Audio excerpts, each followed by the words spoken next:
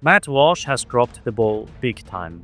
Matt Walsh has done a lot of good, but wow.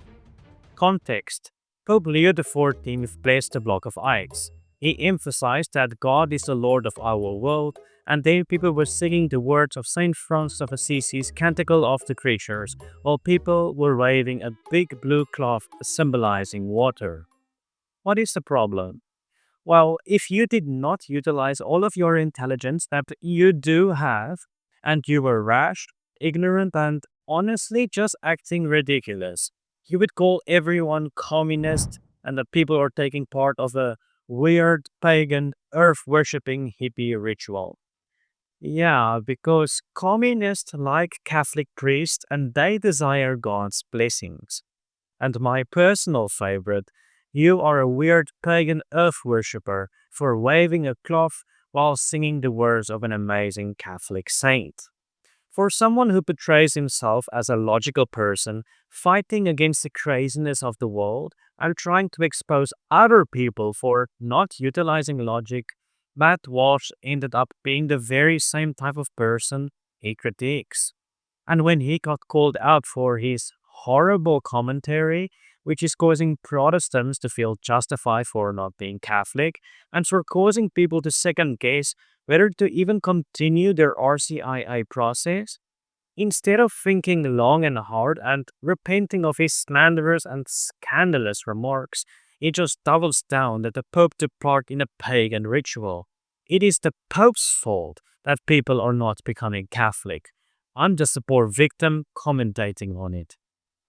Arguably, this irrational behavior from Matt Walsh might be because he felt offended by the Pope's remarks that you cannot be pro life while supporting the death penalty. He called the Pope's remarks disturbing and Reddit tier nonsense because he thinks that the Pope drew a moral equivalence between killing criminals and killing babies. The Pope believes in the seamless garment view, which comes from the very controversial Cardinal Bernardin. There are some serious accusations against this cardinal, which may or may not be true, but let's separate the idea from the man. This view is often mocked and twisted, where people claim that according to this view, the death penalty is as intrinsically evil as abortion, or that some other grave concern or evil is just as evil as abortion or euthanasia. Cardinal Bernardin, in a December 1994 interview with a book author, said the following: I made it very clear that by the consistent ethic I was articulating, I was not saying that all the problems or all the issues were the same, but that they were all related in some way. Some of the people who did not like the consistent ethic accused me of downplaying abortion, just making it one issue among many. But I made it very, very clear that they are not all the same or equally important, but they are all important and all related. And to be truly pro life, you have to take all of those issues into account. The point of the seamless garment theory, then, is not that all problems and evils are equal. No, the point is to remind us to accept all of the church's teachings and to look at all the problems and evils we face, and not to look at just some threads while disregarding the rest of the garment. Cardinal Mueller himself said that some people have distorted and been intellectually dishonest with the seamless garment view. Due to the abuse and distortions of this view, a lot of people today have a distorted view of what it actually is in the first place. And you see exactly this with Matt Walsh's remarks.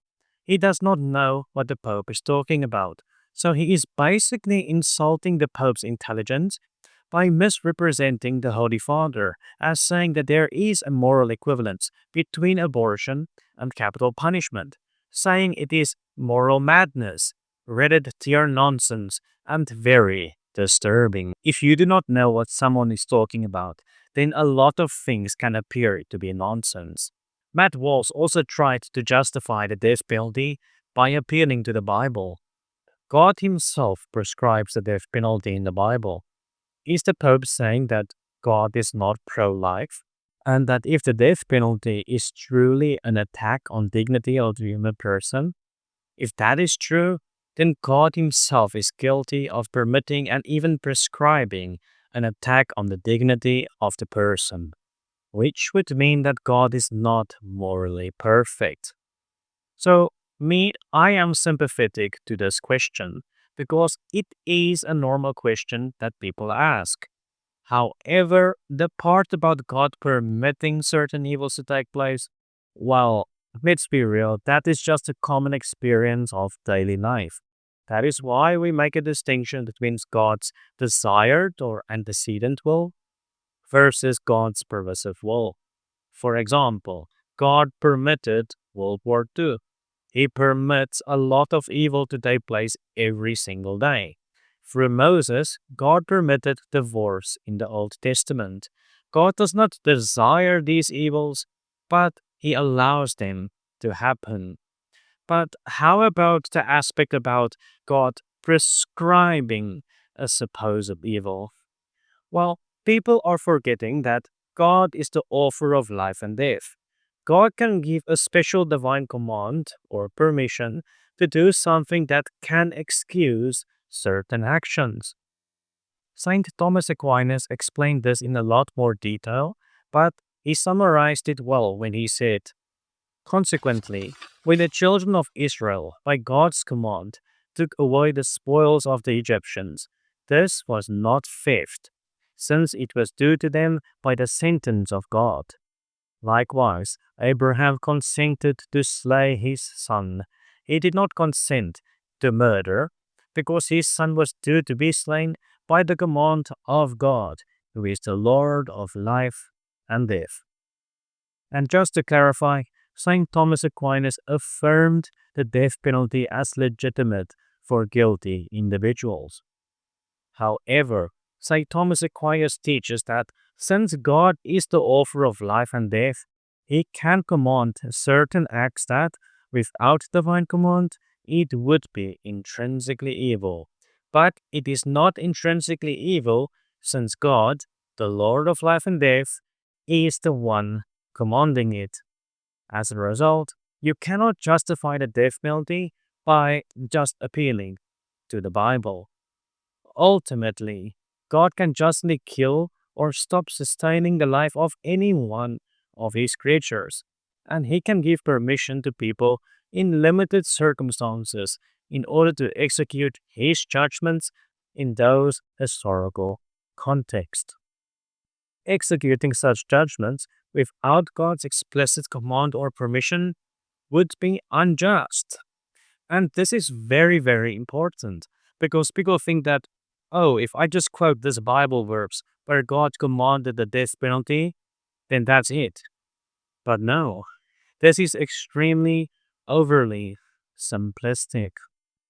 And also, Matt Walsh claimed that nobody in 2000 years of church history was against the death penalty. I am honestly shocked that he even dares to make such a claim. For someone that presents himself as being a thoughtful researcher, just following the truth and logic, it is very clear to me that Matt Walsh has not researched this issue in any depth. So it is definitely true that from the 11th century to the early 20th century, you will not really find any disagreement about the ability to use capital punishment, except maybe some heretical groups. But do not dare claim a 2000-year unanimous agreement. You can make a really good case, and Athenagoras of Athens in the 2nd century, Tertullian, Origen of Alexandria, Saint Cyprian of Carthage, Lactantius, the canons of the Synod of Rome in 386 AD, Saint Gregory of Nazianzus, Socrates of Constantinople, and Pope Saint Nicholas I in the 9th century were all against the death penalty. So in summary then, Matt Walsh's remarks in recent days are incredibly disappointing. Not only because he portrays himself as this intelligent, thoughtful individual, but also He is called to be a faithful son of Holy Mother Church. And instead of asking these thoughtful questions, engaging in actual research, and using his logic because he is a very intelligent person, he simply resorts here to simplistic, surface level arguments. He resorted to childish behavior with knee jerk reactions. He is rash and created an absolute massive scandal, giving justification for non Catholics to remain where they are and potentially stopping people from converting to the faith. I have seen a lot of positive contributions from Matt Walsh, but he has seriously dropped the ball here. Thank you for watching today's video. If you found today's video helpful, don't forget to like, subscribe, and comment for the algorithm. God bless.